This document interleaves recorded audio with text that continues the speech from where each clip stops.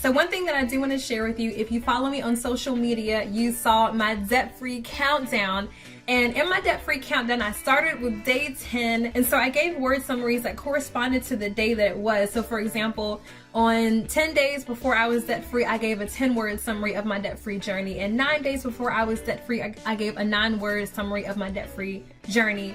And so I'm going to share some of those with you now. So on day 10, my 10-word summary was just start. These 2 years have gone by so fast, and that is so true. If you're watching this wondering whether or not you should start, if you're watching this wondering how long it'll take you, the sooner you start, the sooner you'll finish. So I would definitely encourage you to start as soon as you are able to start, because the time will really go by so fast. On day 9, my 9-word summary was 9 months ago, I started sharing my debt-free journey. Debt-free is hyphenated. And I did. And so thank you, of course, to everybody who has followed me. I started sharing this journey really because I was inspired by people who reminded me of myself. When I first started, I didn't even think that it was possible to pay off my debts. I thought I was always going to have my debts, until I started hearing stories from people whose lives I could see my own story in. And so I wanted to share my journey in order to inspire others and encourage others, people that I know, people that I don't know, people who can see themselves and their stories in my life. On day 8, my 8-word summary was don't be afraid to make deep sacrificial cuts. Anytime that you are reaching for any type of goal, whether it's financial or spiritual or emotional or something with work, there are going to be things that you have to prioritize, and therefore things that you have to put in second priority or in a lower priority. And so some of the sacrifices that I've made include my car.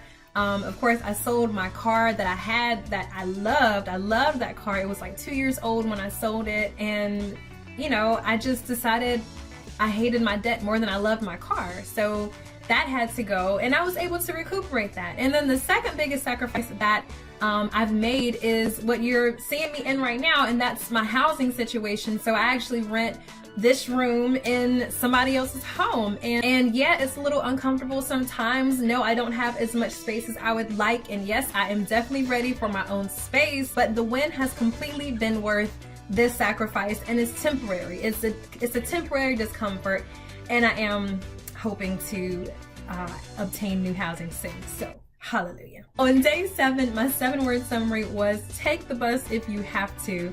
And that kind of piggybacks on day 8's message, you know, really just to do whatever you have to do. That's legal. Do whatever you have to do to reach that goal. If that means something uncomfortable like taking the bus, or if that means taking your lunch, you know, whatever it is. Taking the bus for me was something that I did not want to have to do, but it was something that I did because, you know, you have to do what you have to do. And so really just going along the lines of not being afraid to make sacrifices and not being afraid to put yourself in situations that are temporarily uncomfortable in order to obtain your win. On day 6, my 6-word summary was thank God for the emergency fund. So if you follow Dave Ramsey's baby steps, you start with baby step 1, which I highly recommend, and baby step 1 is a starter emergency fund of $1,000, and you definitely dip into that on your journey of paying off debt. As I shared, I had a trashy car, and that car ended up, you know, I had to repair it a number of times, and without the emergency fund, it would have just been so much harder to make the progress and keep the progress that I was making. On day 5, my 5-word summary was to God be the glory. I'm just so grateful to God for even starting this journey, because it really was not even on my radar. When I tell you that I didn't even think that I was able to pay off debt, I really had in my mind that I was gonna have my student loans forever, that debt was just simply always gonna be a part of my life. It wasn't even on my radar. And I stumbled upon this journey on a whim by opening up a Twitter email that had a Dave Ramsey video in there, and I watched that. And I never opened up those Twitter emails. I'm talking never. Like, I always just deleted them. But I opened it up and I saw a Dave Ramsey video, and I just started watching one after another after another. So, you know, I just thank God for that. Some might call it chance or serendipity. I just thank God for it all. On day 4, my 4-word summary was new approach to finances. And I say that because this journey to me has not only been about paying off my debts. It's not only been about building wealth. You know, I've never been somebody that's had a mind frame of I want to be rich, or I want to be a millionaire. Like, that's just never really been my story.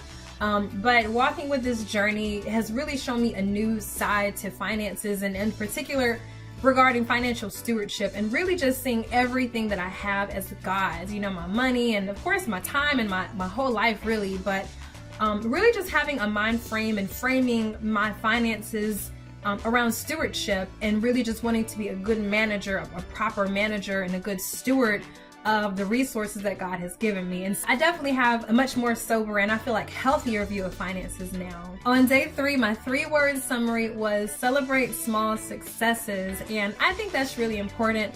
I know a lot of people who do debt-free journeys, you know, are like scorched earth, and you get 6 jobs and don't eat anything except rice, and I am definitely for making those deep sacrifices, but I'm also for celebrating small successes, because sometimes just a little treat can kind of keep you going.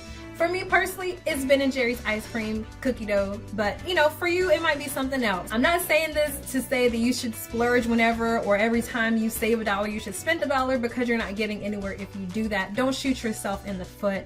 But definitely do pat yourself on the back every now and then, and you know, give yourself an attaboy, give yourself the boost, the encouragement that you need without getting out of hand, to continue going and keep your motivation up.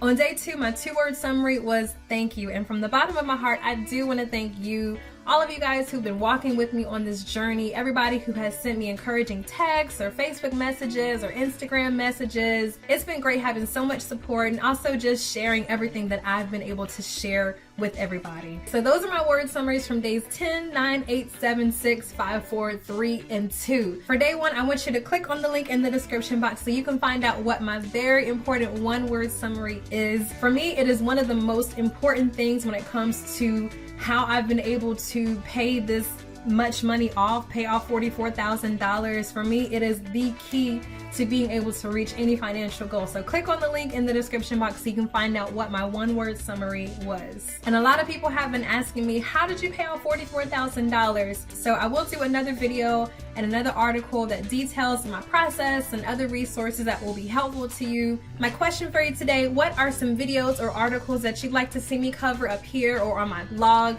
If you have any questions, or if there are any topics that you want to see me cover, be sure to leave it in the comment box below so I can hear from you and get an idea of what you want to see. Thank you so much for watching this video. This channel would not be the same without you. If you haven't already, go ahead and hit the subscribe button below so you can get the latest updates. And I love to connect with you on social media. You can find me everywhere at DebtFreeSweetie. And be sure to head over to DebtFreeSweetie.com, where I'm sharing my journey with you. But I don't want you to just watch me when I want to inspire and encourage you to also start or advance your own debt-free journey too. So thanks so much for watching, and I'll see you next time.